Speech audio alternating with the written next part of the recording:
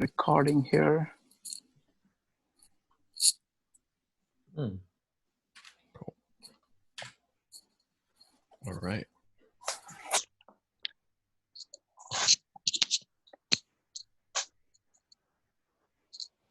So Shrikant, Amanda has a hard out right at 10. So Okay. we're gonna keep pretty strict with timeline type stuff. Sure. If you still want to give your sort of spiel at the beginning. No, that's fine. I think we can start off. Let's see. As it's a hard, I would start at 9:02. That's the only thing I would ask for. Sounds good. So I will start talking in 1 minute. Okay. I'll talk for 2 minutes and hand it over to you. Sounds good. Welcome, folks, to 52 Living Ideas. I'm delighted to have this series switch. This is the third one in the in our sequence. The first one was me doing a switcheroo and interviewing Chase and Alex, and the second one was Chase and Alex interviewing me. So this time we have our first real one where we have got an external author and a thinker. So I'm going to hand it over to Chase for that. Chase, go ahead. All right, we'll go ahead and get started. So we'll just get started. We will have a chance for Q&A type things at the end. So sit tight. If anybody has questions during, feel free to put them in the chat. But we'll get to Q&A at the very, very end. Alex and I have some cool stuff to talk about or to ask Amanda about in the meantime. All right. I'll start off with a quote, and then Amanda, I'll have you introduce yourself and we will get started. So for today, our quote is this: "It is impossible to get out of a problem by using the same kind of thinking that it took to get into it." And with that, I would like to introduce our guest. Amanda, welcome to The Switch. Thanks. It's good to be here. Thanks for having me. My name is Amanda Fialk. I am a licensed clinical social worker. I also have a PhD in clinical social work, and I am a co-founder and partner and chief of clinical services at an organization called The Dorm, which is located both in New York City and Washington, D.C. We provide treatment for young adults, specifically ages 18 to 30, who struggle with addiction and a wide variety of mental illnesses. So your quote is definitely a good one, Chase. We often say in my field that the definition of insanity is doing the same thing over and over and expecting different results. Awesome. So I want to get into The Dorm and some of the ideas around mental health care in the modern age, and especially with the COVID crisis. But let's start at, base level. I want to get to understand a little bit of your story and your journey first. So start us with where you grew up, and as much as you would like to explain about yourself and how you got to where you are today. The way I've been explaining it lately is if you could divide your life into where I started, where I was before, and where I am now. Give us those three epochs. Okay.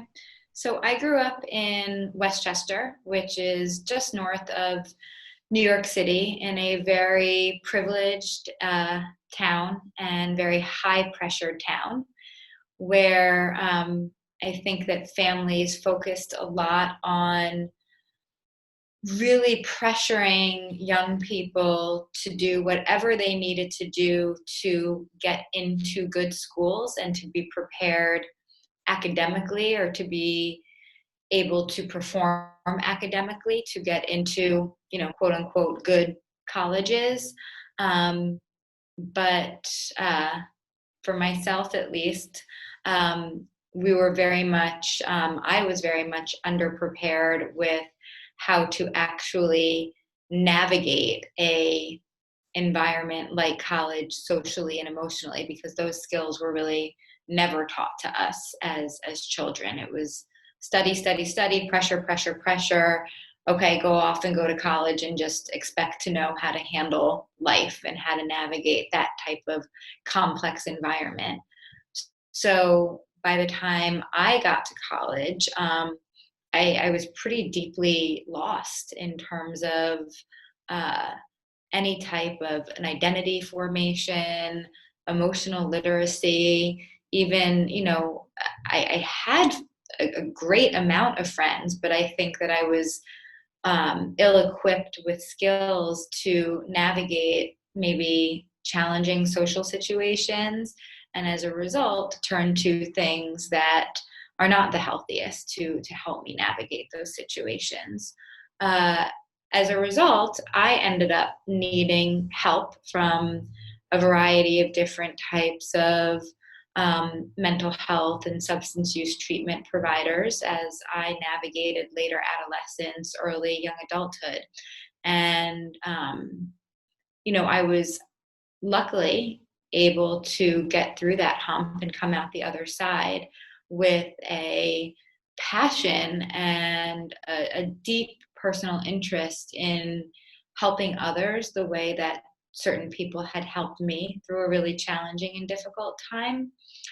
And that's sort of what brought me into the field of mental health counseling and therapy, psychotherapy. I understood that I needed to do a good amount of work on myself before I would be ready to help other people. And I made sure to take that time to work on myself.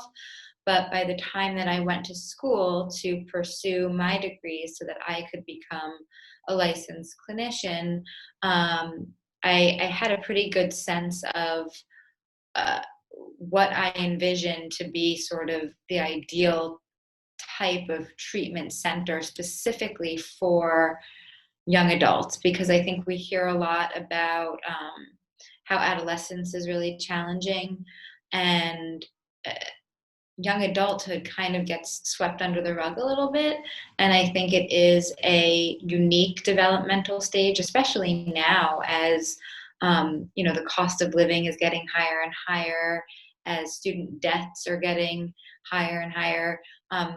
Young people are relying on their family for way longer. It's not like you turn 18 and all of a sudden, poof, you're an adult. There is a very distinct young adult stage of development that people need a lot of help navigating.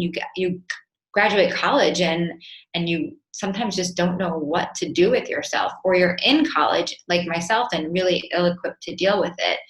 So when I started working in the field and just getting, my feet wet and learning how to navigate different types of treatment modalities for young adults, I met some really interesting people along the way, one of which is my now current business partner at the dorm.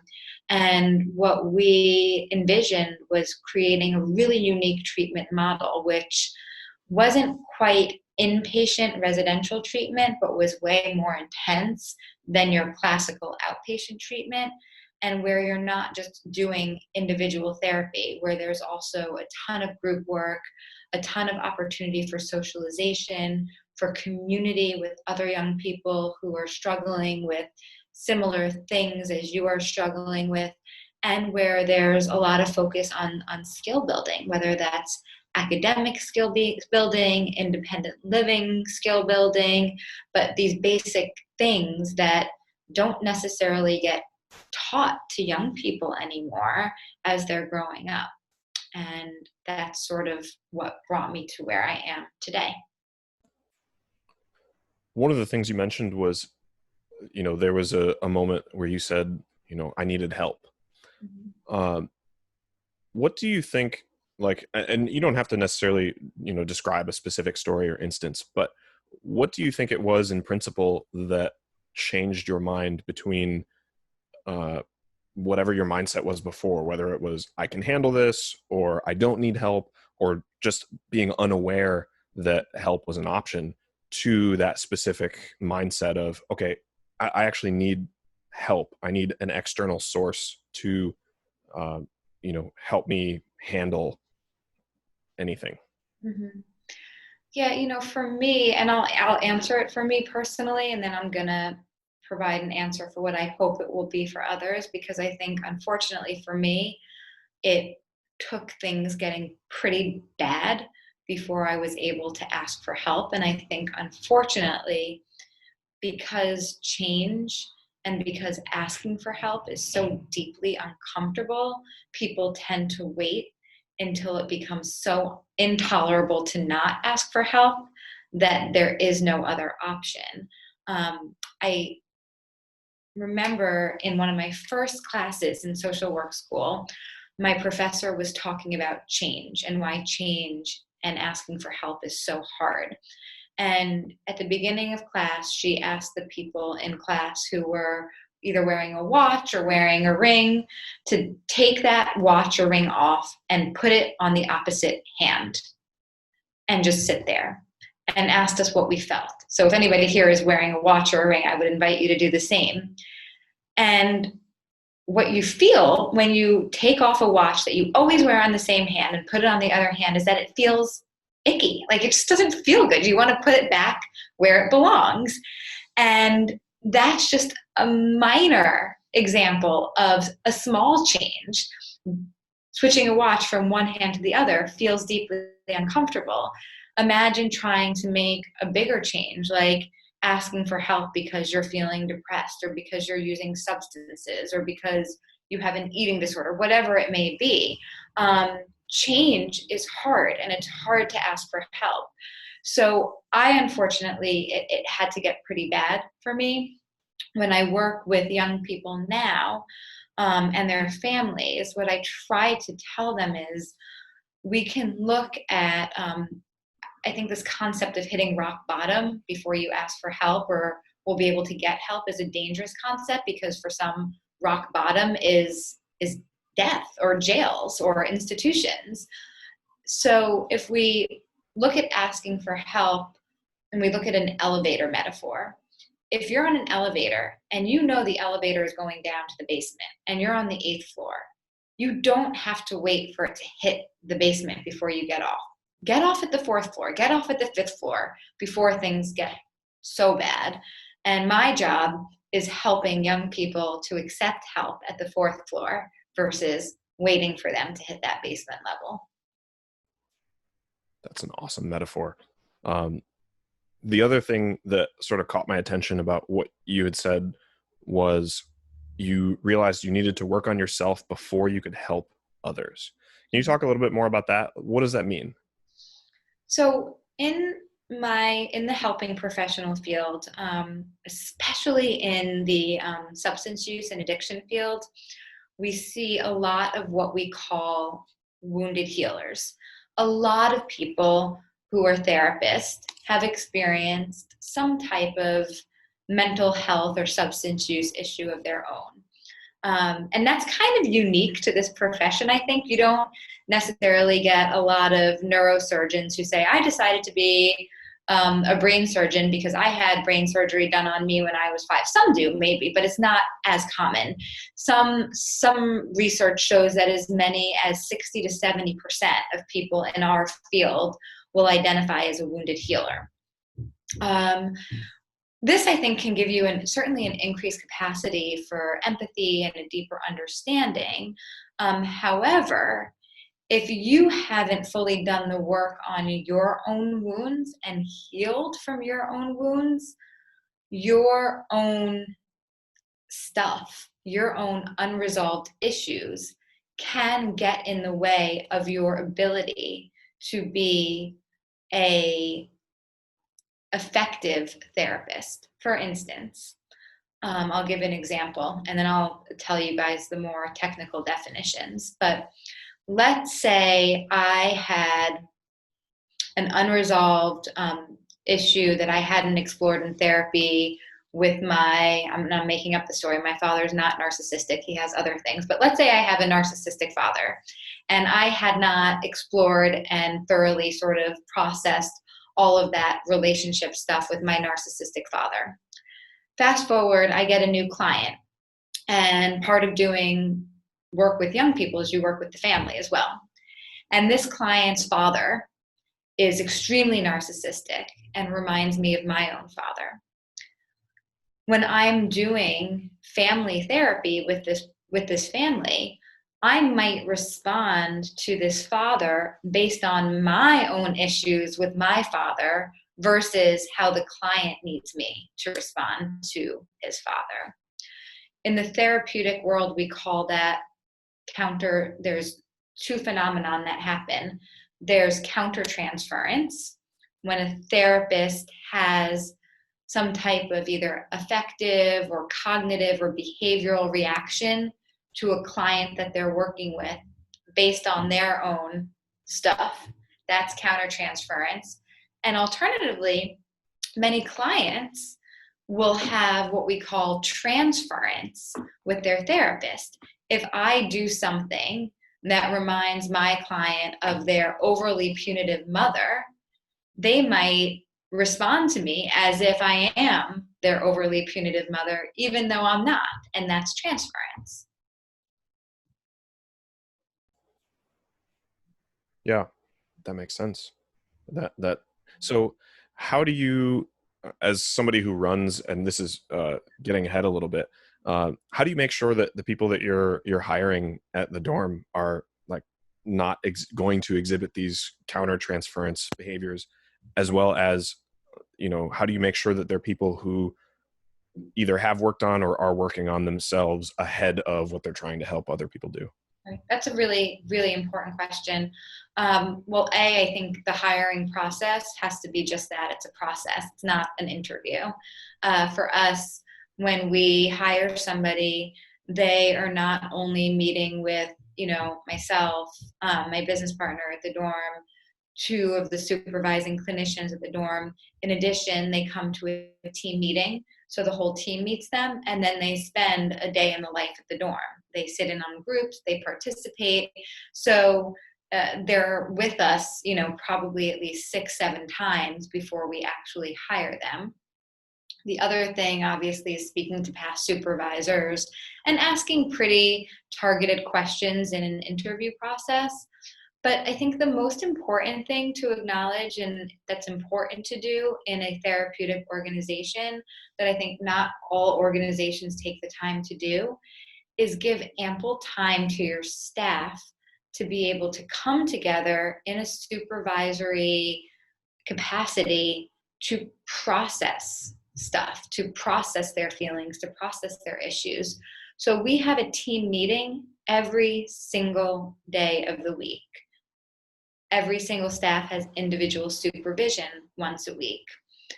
One team meeting a week, every Wednesday. We are not allowed to talk about our clients. We are only allowed to talk about ourselves and how our clients are making us feel from a countertransference perspective, so that we have time to really work through those issues. Clients are going to bring up stuff in us. That's okay. We just can't act out on those feelings that they are bringing out in us. We have to talk about them, acknowledge them, admit that they're there, and process them. Is there a natural kind of emotional journey of somebody who goes into this field? For example, is there kind of a emotional burnout that happens if you don't do the kind of things that you're talking about? And are those steps that you just mentioned kind of going in to prevent that type of thing?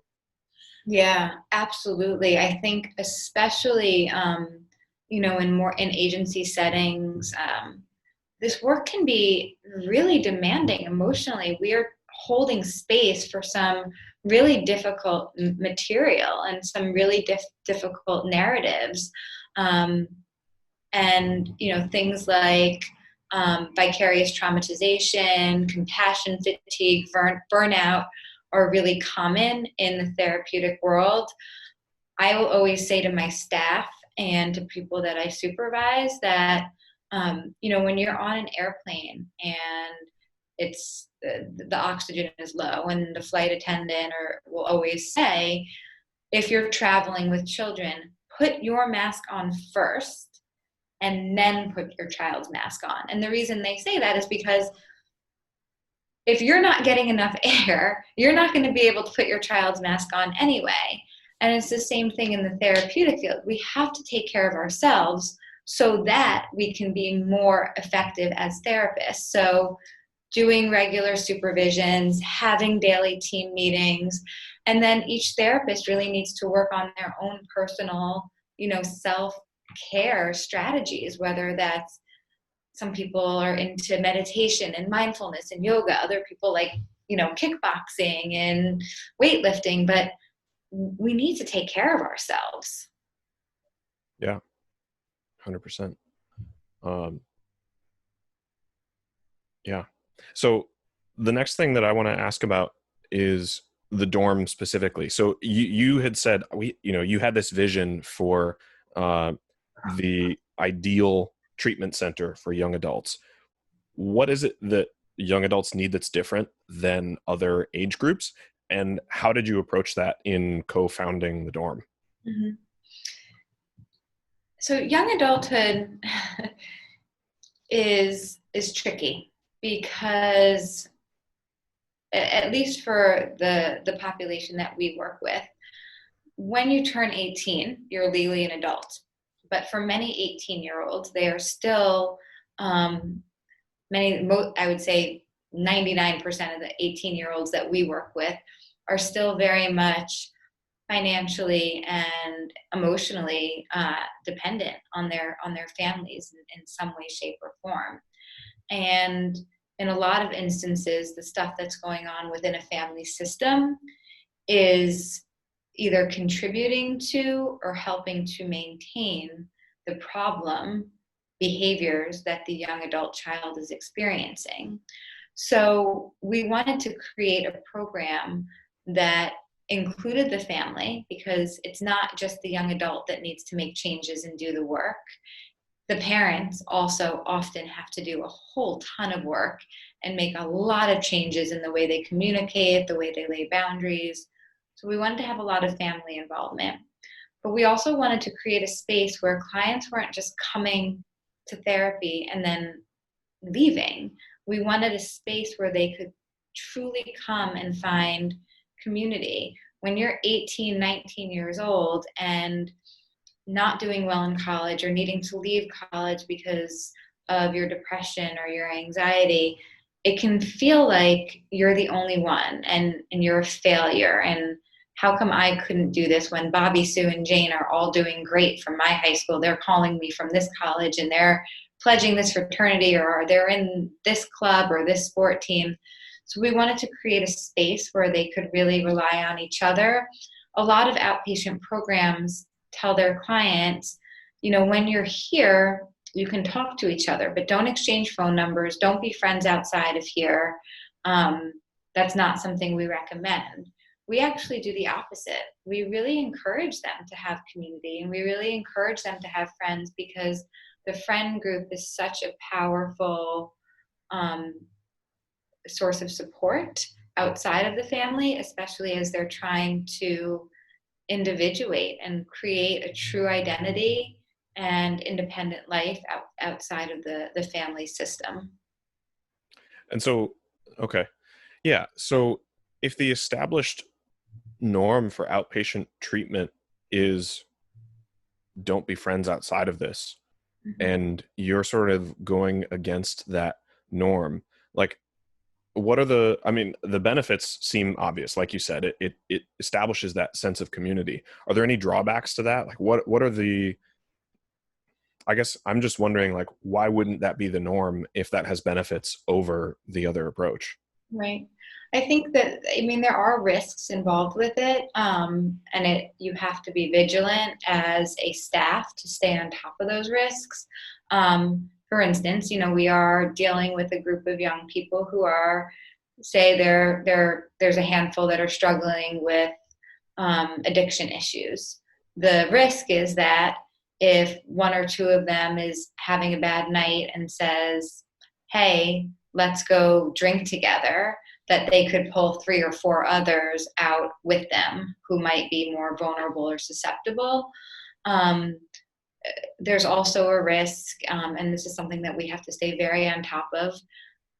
While we certainly encourage our clients to be friends with each other and we want them to be friends, we do not want them engaging in romantic relationships with one another. And when you get a bunch of young people hanging out together outside of treatment, there is always, because I think especially for them, a lot of them have struggles with attachment issues, and it can be very easy to sexualize relationships versus just to learn how to be intimate without that. There is risks for that. So we have to lay down, certain rules around fraternization, and that is a no-no for us. And we do a ton of community meetings. On a weekly basis, we have a community meeting with the entire staff and all of the clients just to check in about what's going on outside of the treatment setting. I think what happens is they begin to value the dorm and the community there so much that they don't want to risk losing it by engaging in those behaviors outside of treatment, because that we don't have that many non-negotiable rules, but one non-negotiable rule is you can't engage in sexual behaviors with each other. If you do, that's not something, then you can't stay a part of the community, and you cannot use substances together or behavior. So behavior would be, engaging if somebody self-harming together, or participating in disordered behaviors around eating disorders. So, we don't want them doing that together. How long do your clients usually stay at the dorm? Our average length of stay is about 1.5 years, which is really also very long for an outpatient setting. In the beginning, they're typically with us much more intensely, upwards of 30 hours a week. And then as we work with them and help them to reintegrate back into school, internships, volunteering work, their schedule with us gets less and less intense over time until they're just at more of a maintenance level, at which point in time they can also serve as a mentor to other new clients coming in.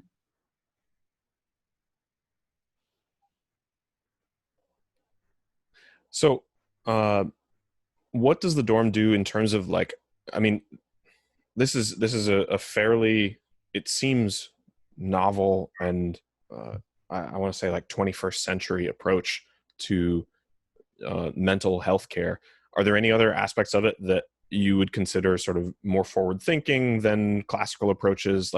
What I really want to contextualize it in terms of this is a very modern approach. Mm-hmm. What other aspects are like that? So I would say there's two things that I think that we do that are a bit different. One is that every client that comes into us gets a therapist, but in addition, they also get a coach. Their coach is a licensed clinician, but the coach is playing, the therapist in that case is playing a coaching role, which means they're helping the client to begin to look at, what do you want your life outside of treatment to look like? Do you want to go back to that college that you were at, or did you just kind of go there because that's where your parents wanted you to go? Do you really want to be working in that field, or is there something else that you would like to explore? Helping them find volunteering jobs, helping them with organization or time management or budgeting. Those are very concrete coaching things, that skill building that they had missed out on. In some more out west, you see a lot of coaching going on and more of a coaching model, but the coaching is done by people who are not licensed clinicians. And we have purposefully decided that we want to use licensed clinicians in that role, because we've found that sometimes in doing those tasks, like helping somebody learn how to budget or how to organize a calendar, sometimes it is in those precise moments that the most therapeutic opportunities arise. So we really want a therapist to be playing that role. Another thing that we've done is we've decided to integrate into our treatment program health and wellness activities that are very much part of the daily schedule. So on a daily basis, we always have an opportunity and a group for either mindfulness or meditation. We always have a group for yoga and we always have some type of physical exercise group. We feel that doing these activities, these health and wellness activities, are vital to the therapeutic process and it can profoundly help with symptom management and mitigating symptoms of a variety of different mental illnesses. Yeah, I wrote down mind body. One of the things that I've definitely experienced on my own side is that, like, as far as my own mental health, like, of course there are things that you can do that help, like therapy and things like that across my journey have helped. But one of the staples of maintaining mental health, in my case, has always been making sure that my mind and body are sort of a connected thing. Like, I started meditating. I've always been into athleticism and exercise, and keeping those things up is just a foundational tool in the mental health toolkit.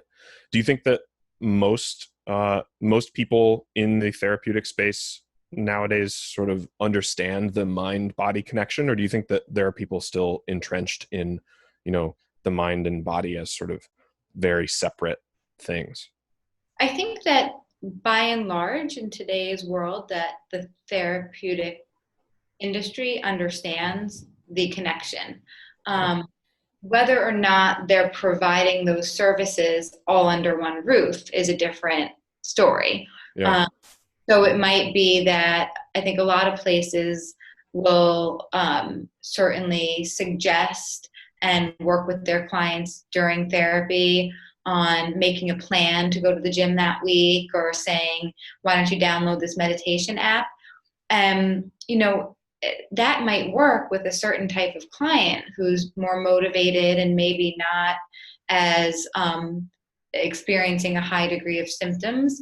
But for somebody who is struggling a lot more, or maybe who isn't as motivated, they're not just going to go to the gym. The gym kind of has to come to them in order for them to be able to truly access it and then start feeling better. And what our hope is that because we're providing it under one roof and they're already there and they're experiencing the benefits of it and it's making them feel better, that they then say to each other on a Sunday afternoon, hey, remember how good Flo's yoga class was at the dorm on Thursday? Why don't we go try yoga for the people today together? And it helps them to then begin to want to access it in the outside world. But it's much easier for them to do it when it's all under one roof. I think it's really interesting, also the community aspect you guys have.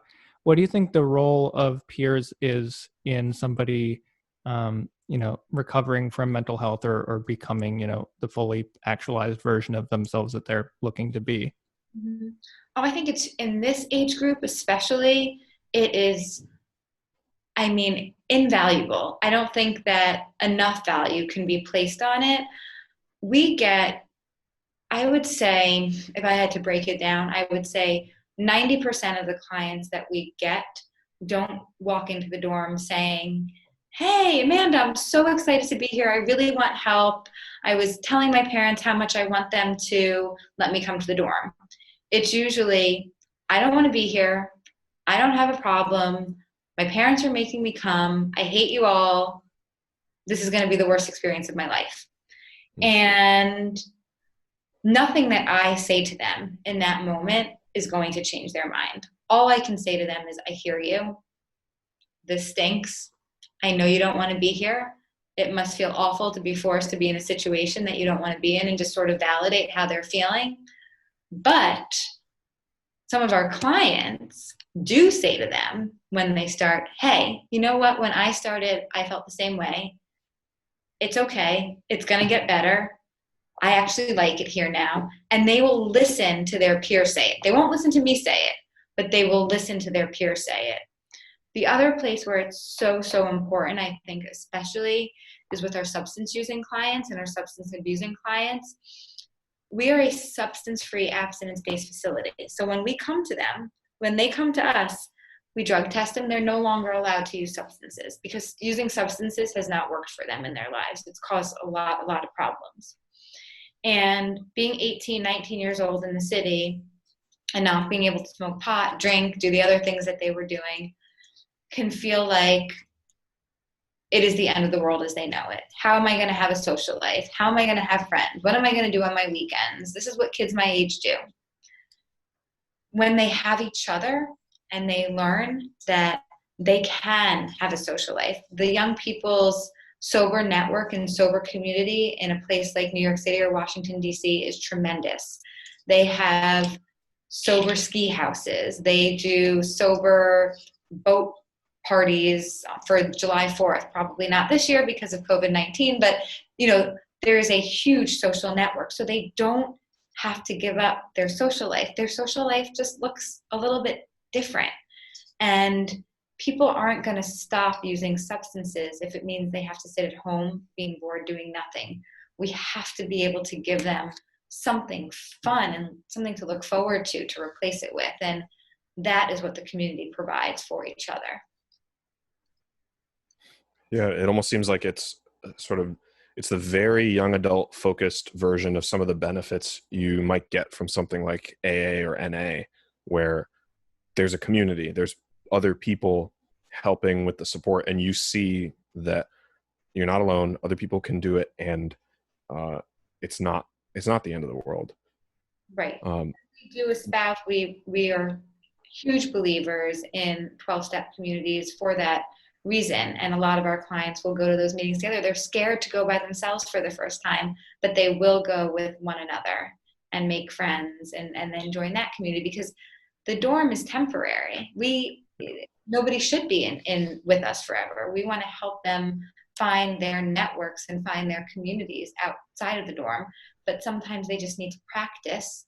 Like, we're like a little laboratory to practice making these connections, to get confident in making these connections, and then they can take that experience and bring it with them to the outside world. Yeah, that makes a lot of sense.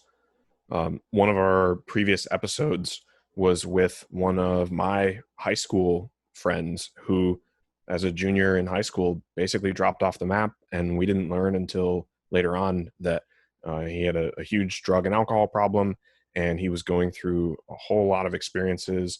And we did a whole 3-hour interview where he just talked about his whole story from, start to the current day. And, you see exactly what community does to you and what your environment does to you. And yeah, it's super interesting. I want to talk next. I want to make sure that we hit the response to the COVID crisis. So what has the dorm been doing in terms of COVID? And then the other point, and you can take either of these that you want first. The other point is, how has the COVID crisis affected the general mental health of the population and people in general? And I want to talk about sort of what are some of the things that people can do to help cope. Yeah. So, when we started the dorm, we, with such a heavy emphasis on community, I don't think that we ever envisioned a time where we wouldn't be able to come together as community face to face to heal. It never crossed my mind as ever being a possibility, other than maybe, a really bad blizzard where we had to close for a day. So I would say late February, when we began to sort of see the writing on the wall and what was going to end up happening with COVID-19, and anticipating that things were probably going to need to shut down, we really sat together as a leadership team with, some of the directors and the supervisors and operations, myself, my business partner, and we tried to comprehend a way that we could take what we were doing on a daily basis. We have about 11 groups a day on a daily basis that run every single day of the week. and countless individual sessions. And then our clubhouse is open from 9 in the morning till 8 at night for clients just to come in and hang out whenever they want.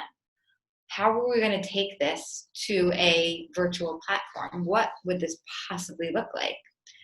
So we basically transferred our entire group schedule onto a Zoom platform so that all of our clients could access each and every single one of their groups via Zoom.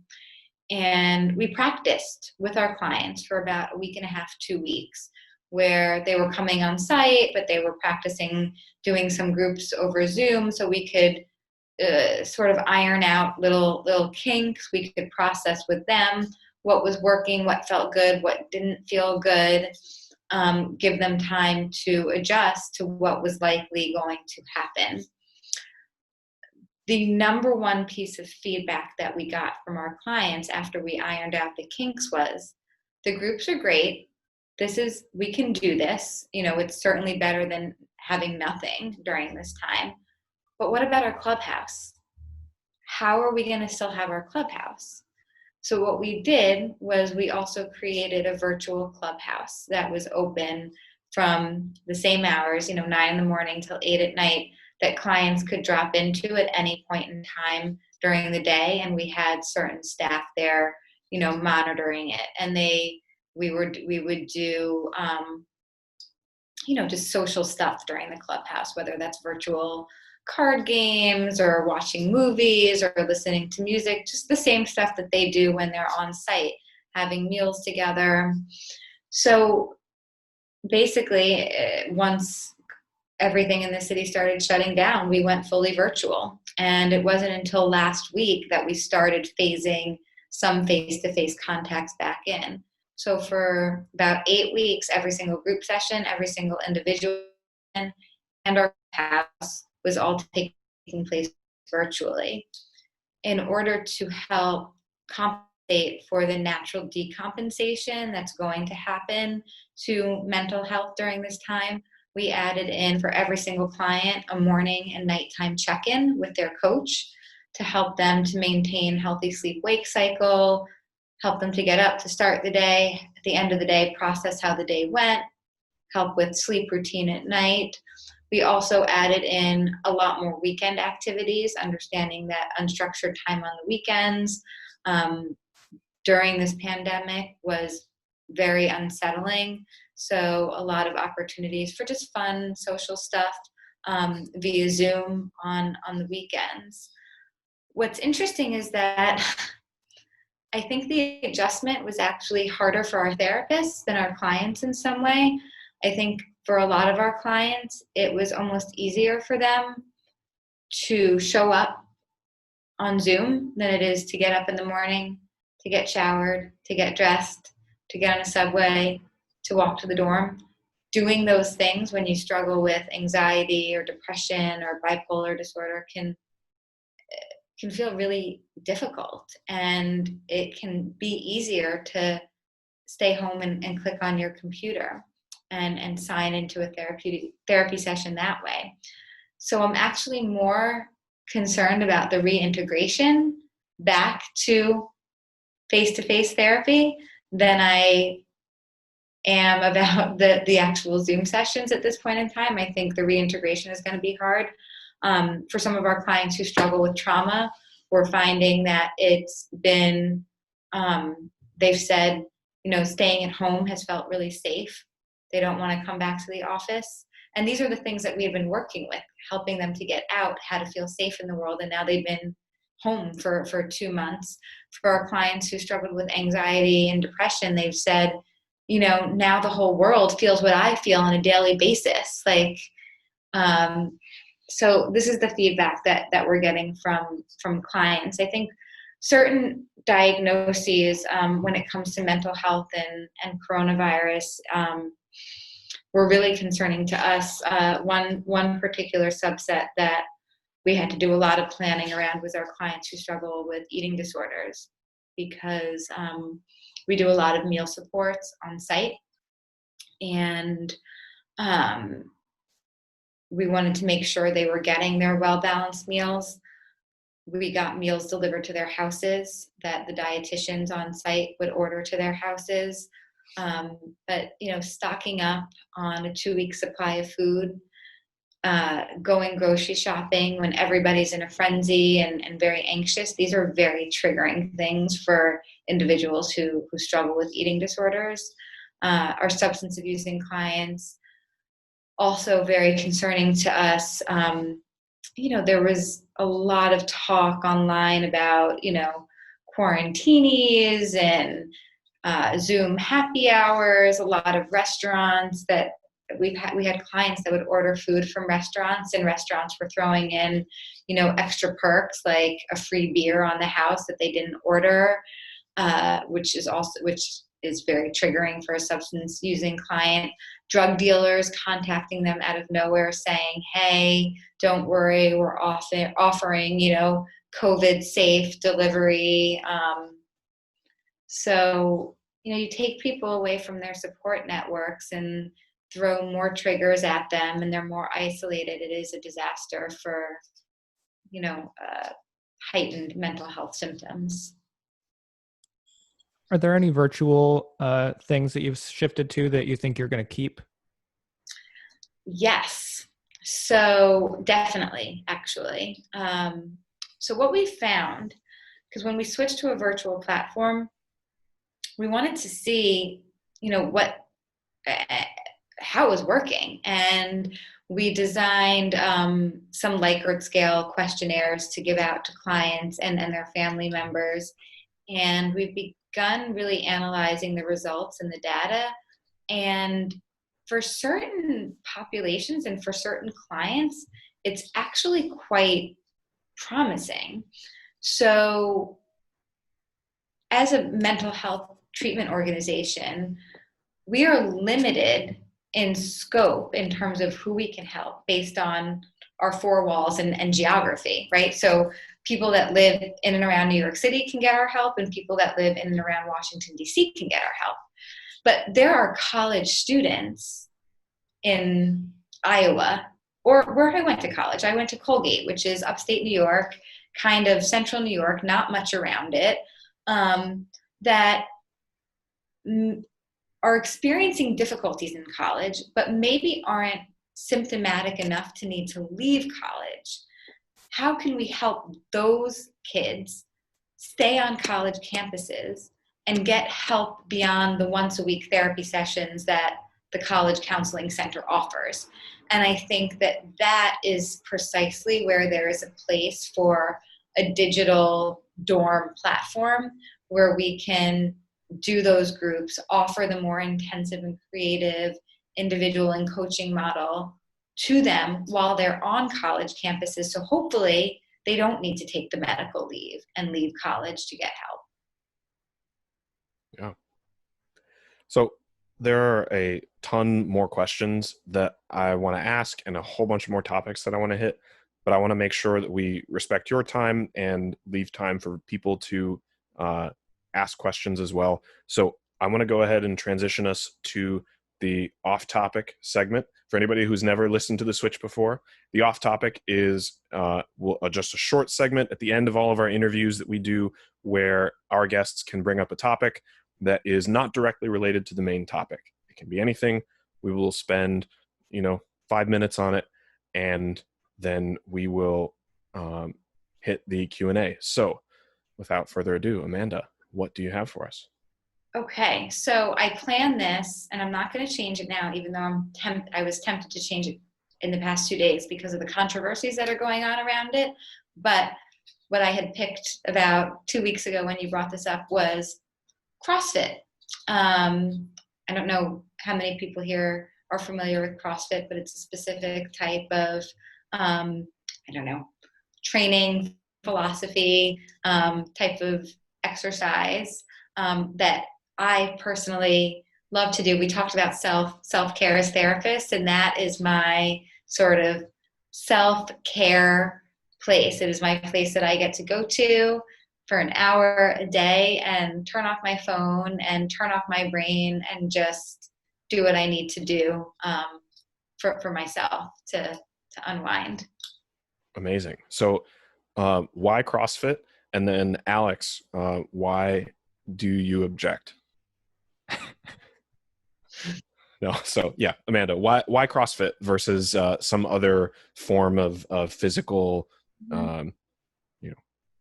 So I love CrossFit because I love being able to go into I don't even call it a gym because it's a CrossFit box where it's not about, there's no mirrors. It's not about, how you look. There's community. It's about community. It's about cheering each other on, helping each other to be better. And it's about being your most powerful self in mind and body. That's what it means to me. Nice. I've never done CrossFit proper. I've done the occasional CrossFit workout. The stuff that I've been doing for the past 3 or 4 years has all been like rucking with GoRuck and like sort of the functional style stuff. It usually has some crossover with the CrossFit community because a whole bunch of the training for GoRuck and some of the endurance challenge type things is basically just CrossFit training. But I've never done CrossFit proper. Alex, do you have anything to say about CrossFit? Oh, I love CrossFit. Okay. I don't, yeah.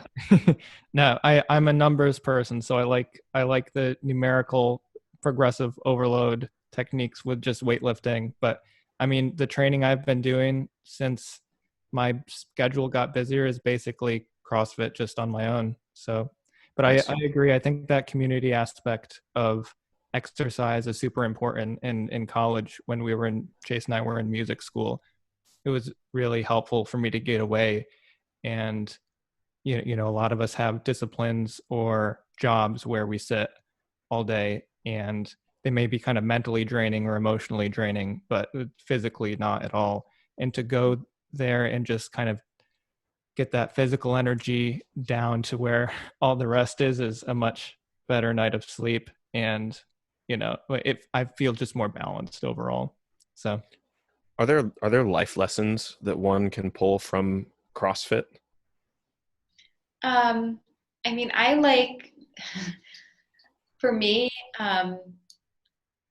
the term efficiency, being a mother and a person who, a working mother who really values, my job and is passionate about my job. I try to be as efficient as I can in each thing that I do so I can get it done. Efficiency means getting it done the right way, but also quickly. And in CrossFit, in order to be fast, you have to be efficient. You have to get from, shoulder to overhead efficiently and quickly, because mostly things are for time, but you don't want to get hurt. So you have to do it the right way. Yeah. Yeah. I think that applies to a lot of self-care type of activities. When I was convinced, I need to meditate for an hour a day, that just becomes counterproductive when anything gets busy. And the same with, writing or journaling or anything. It's like, I'm going to do 1,000 words every day. And these things just become overwhelming. And like you said, CrossFit, you can get a full body workout, good cardiovascular workout, also muscle stimulation, all in the matter of, you could probably get a sufficient workout for, health at like 20 minutes. So. Yeah. Awesome. Okay. Any last words on CrossFit? I want to make sure that we get a little chance for some questions from our live audience. No, I will not get into the controversies in the CrossFit world, because that would be a whole another hour right now. I'm going to go look it up because I didn't know that there were CrossFit controversies, but I'm interested. In a nutshell, basically, the head guy at CrossFit HQ made a statement that was extremely racist, like just very tone deaf. And as a result, effective today, I think basically every CrossFit box in New York City has announced that they are de-affiliating with CrossFit because they don't stand by that. And I think even Reebok made an announcement that they will no longer host a CrossFit Games because they will not align with that type of rhetoric, which is great. It's a wonderful thing. I'm really proud that all the boxes are de-affiliating, but CrossFit as we know it might not be called CrossFit anymore because everybody's de-affiliating. Wow. Interesting. Okay, I'm definitely going to go look that up. All right, we're going to go to Q&A. If anybody has questions, I think there are already a bunch of questions in the chat, and we're going to have people ask their questions as we go here. But if you do have other questions, feel free to type them. We'll get to as many as we can in the next 6 minutes. So the first that I see is from Kavita. I will go ahead and unmute you, and you can ask your question.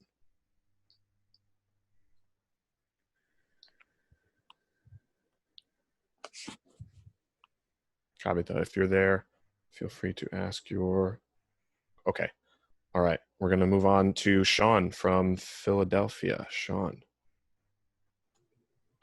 Hi, I was wondering what strategies or techniques that you used at the dorm could be applied to all of our lives to help us, beat bad habits or build stronger community. Thanks. Yeah, I think that when you look at behavioral therapies like CBT, which is cognitive behavioral therapy, or even DBT, which is dialectical behavioral therapy, they're really digestible techniques and therapeutic interventions that even a layperson could go online and look up, cognitive behavioral therapy and be able to digest it and understand it. But when it comes to, I'll give an example. I think that's the easiest way. Say you want to quit smoking cigarettes.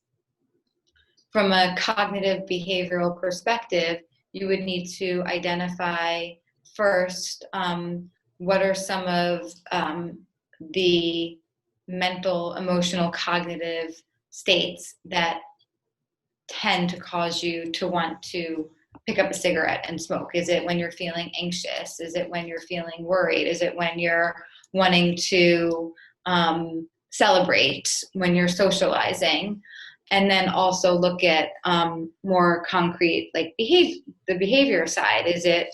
Are there certain times of the day that you tend to smoke cigarettes? And then you could do things like keeping a daily thought journal and just making a daily activity log where you begin logging your cigarettes. Was I feeling anxious before that? What time of day was it? Did I just eat?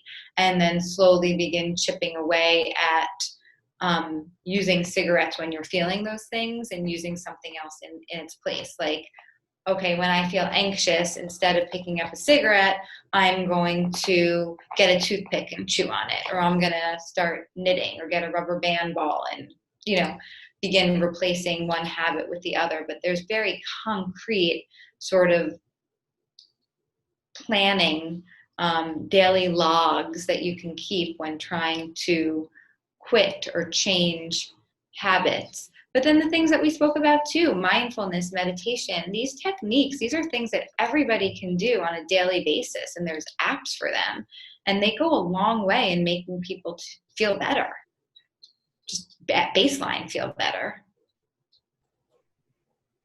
All right. Kavita asked me to ask her question for her. So she says, what are the percentages of relapses with the clients going through the dorm versus traditional therapies? Is there any data for how effective your model of treatment is versus some other models? As usual, yeah. So I would say treatment as usual, normal treatment facilities, depending on the diagnosis. But I would say, unfortunately, success rates are probably about 30 to 35%, generally speaking.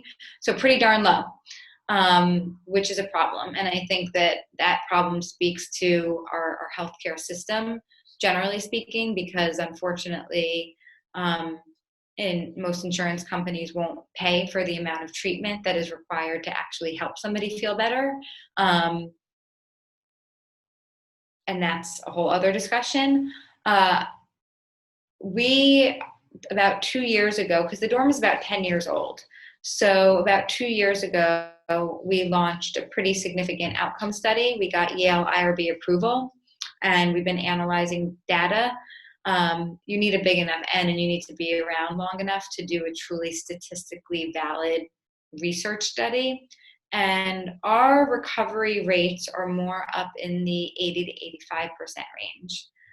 We have client to staff ratio of for every 5 clients, we have 1 staff member.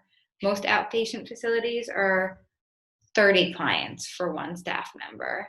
The number of hours that they're with us is significantly more to start. So, there's major differences. And I hope that once we publish the results of this study, that can lead to a really big, a broader discussion and advocacy for changing the way that insurance companies decide that they do or do not want to fund treatment.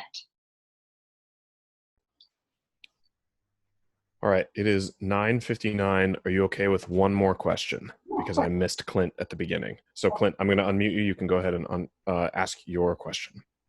Okay, thanks, Chase. Yeah, at the very beginning of your talk, you mentioned, I believe, that up to 60% of therapists were dealing with issues of themselves that had implications with the client and transference, if I remember the right word, and other reasons. I was just very interested in your perspective on why, and that was different from, say, brain surgeons or whatever, but why would up to 60% of people with issues go in, become therapists themselves? Mm-hmm. I think that, the people that go into helping profession, up to 60 to 70%, have experienced some type of mental health issue in their history and have, entered into a stage of recovery. And having gone through that experience has a very deep and powerful impact on somebody. And in a lot of treatment models or treatment communities, there is a notion of, in order to keep it, you have to give it back. You have to give it away. And there almost becomes a deep calling. I'll speak for myself, that the people who helped me, I will never forget those people. And if I can help, even one person the way that some of the people helped me, then I'm doing my job in this world. Like, it's almost like it becomes a calling. Like, you've gone through this thing, you've crossed through the other side. No 2 people have the same exact experience, but that underlying feeling, that core feeling, I think you get on a very personal level, because at the core of all of this is typically a lot of pain and a lot of fear. Some people might be using substances, some people might be using food, some people might be exhibiting symptoms of anxiety or panic, but pain and fear are at the core. And being able to walk through that and get to the other side, and then helping somebody else to do that, who then helps somebody else, is a very powerful process. I'm really glad that we hit that question as well, because I think that's a great note to end on. Amanda, I want to give you the last word, but first I'm going to ask you to plug anything that you would like. If there are places where people might want to follow up, either ask you questions, find out more about the dorm, anything like that. Are there any of those resources out there that you want to guide people to? I'll put any links in the show notes, of course. Yeah, Chase, why don't you put up our website, thedorm.com. You can, on the website, there's a way to contact me directly. And if anybody has any questions about anything after this that they want to email me about, I am constantly on my phone. I'm constantly checking my emails, and I'm more than happy to answer any follow-up questions that you have, or if people have friends or family or themselves might be struggling with something and want to get connected to different resources. I'm more than happy to point you in the right direction for those as well, because different things, I think different resources are different or better fits for different issues. Awesome. Well, thank you very much, Amanda. I have lots of questions still, so either I'll ask you in person or we can do a follow-up episode. Any final word before we let you go? Well, just thank you for listening, and thank you for deciding that this was a worthy enough topic to be talked about. I think the more that we understand mental health and mental wellness, it's important. These things used to be so stigmatized and not talked about often enough, and left people feeling ashamed to ask for help. And the more that we normalize this and are able to talk about it, I think it empowers people to be able to say, I need help. I'm struggling with this. One in 5 people in the United States struggles with some type of mental illness. So it's common and it's okay, and we can talk about it and we can get help. All right. Thank you very much, Amanda. Thank Take you. care. See you later. Thanks, Amanda, and thanks, Chase and Alex. So I think we should now go to breakout rooms so we can discuss this in small groups. Excellent. And then we'll come back and everybody will talk about their takeaways. So I'm starting up the breakout rooms now. Sounds good.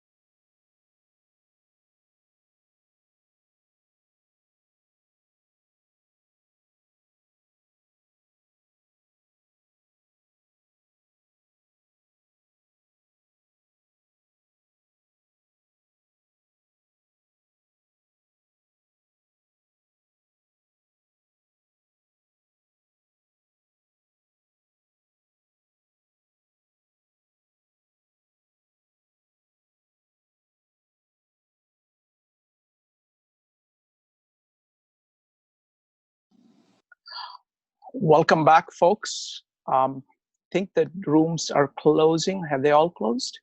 Give me just a second. Yep, they're all closed. So we're all back. Give me just a second. I'm just closing all these things. All right. All right, so takeaways. I'm just going to go around. If you don't want to be called upon, you can just go ahead and type skip in the chat. So I'll start with Sean. Sean, go ahead. Sorry. I need to unmute you. Just a second. I moved all the windows around for the breakout room. I have to find the windows again. Give me just a second. Cheese, could you do the unmuting part? Could you unmute Sean? Thanks. I think the biggest takeaway is just how fascinating to hear it from a therapist that's actively working, what it is like to be a therapist, and to demystify and undermine the taboo in our culture of what it is to need treatment for a mental condition and or dependency. Becky?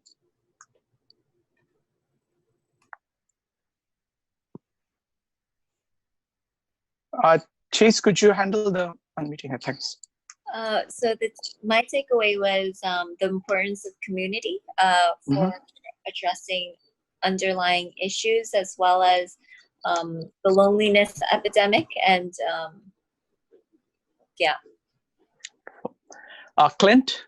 So it's going to be Clint, Adam, and Joe next. Clint, go ahead. Yeah, I think a couple people in our group shared things that I think the takeaway was they both realized that, they and you cannot change other people. That there can be community and they can go to therapists and so forth, but in the final analysis, the person has to want to change themselves. Okay, next one up is Joe. Joe, go ahead. Oh, Adam first. No, Adam said pass. Oh, got it. Oh, thank you. The overarching theme in our group was definitely about community, and the idea of how loneliness may be something that she's answering, as there's an epidemic. Roughly 60% people identify as lonely, college students specifically. And then there's also the idea that the stigma aspect of it. I was also contemplating how stigma of getting help is maybe somehow correlated with coming up in a hyper-competitive environment. If there's some relationship there. I didn't get a chance to expand upon that, but I'm just thinking that through in my head. Nice. Dave? So it's going to be Dave, and then Jeff, and then Vincent. Dave, go ahead.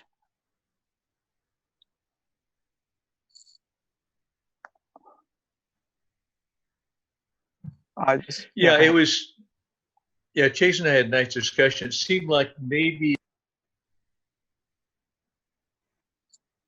and it sounded maybe it's expensive because it sounded like they had a pretty high ratio of therapists to clients, but it may be an ideal treatment method. So it sound like they are starting to study it. That maybe could be a model that could be expanded nationwide. But it was a good session. Thanks. And to me, I like to tie in with what we've done in mental health with Jung and Stoicism. So it was natural with that. Thanks. Excellent. Next up is Jeff. Jeff, go ahead. Well, first of all, I just want to, the people in my group will know who I mean, but one of the members of our group really led us into a very deep, wonderful place, and I just wanted to thank them for doing that. That really, it really helped us to have an incredibly rich conversation, and I just want to thank them for that. And then just also just how substantial this. And really sort of the curiosity really about how even this new mode that she finds herself in, like we do here, might actually provide an opportunity for connection that in some ways might be at least as rich as what people were able to experience in person. So, and thank you to Shrikant for hosting and expanding this. Thank you. Vincent, you're next. Oh, hi. Thank you all for having this. I've been having this issue for over a decade, like related to this area, and it's very hard to find a group of people to talk to. So that was really great that y'all had that. Cool. Next one up is Mike. Mike, go ahead.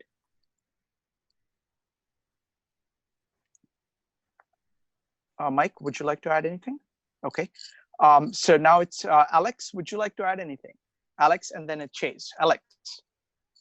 Yeah, I think it's interesting just to see how the openness that's emerging about mental health will make an impact on kind of her analogy of the elevator. Like, how will people be able to start getting off on a higher floor before it gets too bad, because we'll be able to have a culture more around community, friends and family checking in on people and noticing when they start to have problems.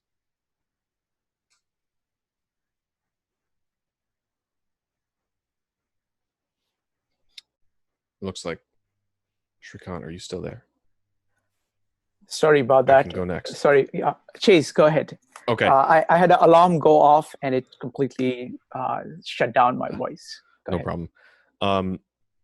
Yeah. So one of the things I was saying is, I came away with feeling like I wanted to continue the conversation and keep talking, because I have so many more questions that I want to ask her about, and we'll do our best to schedule a follow-up, because that would be awesome. But one of the cool things that I picked up was, well, first of all, the idea that you can't help people if you have not helped yourself. Like you can't take care of other people if you don't take care of yourself. I think that's that's a big takeaway. That's something that I've probably heard before, but have not necessarily internalized. I think that the reciprocal is probably true as well, and that would be one of my follow-up questions is, can you help people who aren't helping themselves? And I know what I think the answer to that is, but I would love, the professional take. But beyond that, I just have lots of questions. And I thought that the company's anti-fragile response to COVID was cool. So at first they were trying to be robust by switching everything online, but then they realized, wait a minute, there are a whole bunch of things about doing the Zoom version of our model that works that wouldn't necessarily require everyone to come in and be a part of this. Why don't we just use that to expand and help more people? So I think that's a pretty cool example of some sort of circumstantial anti-fragility where, because of a crisis, they actually are going to be able to come out ahead, so to speak. I thought that was cool. Excellent. Thank you very much, everybody. And this was wonderful. And Chase and Alex, this is a great series, and I'm very, very excited about it. See you folks another time. Good night. See you all next week and throughout the week. Thanks for coming.